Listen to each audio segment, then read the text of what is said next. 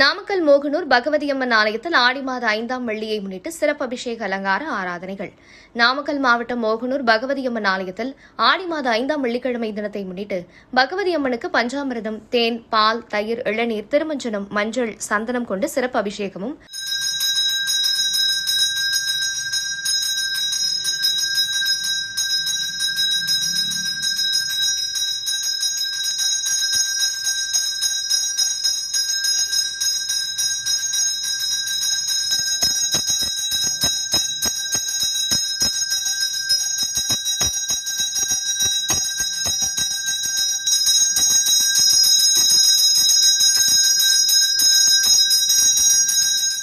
பின்னர் சிறப்பு அலங்காரம் செய்யப்பட்டு மலர்களால் அர்ச்சனை செய்த பின் பஞ்சதீபம் உட்பட மகாதீபம் காண்பிக்கப்பட்டு ஏராளமான பக்தர்கள் கலந்து கொண்டு வணங்கினர்.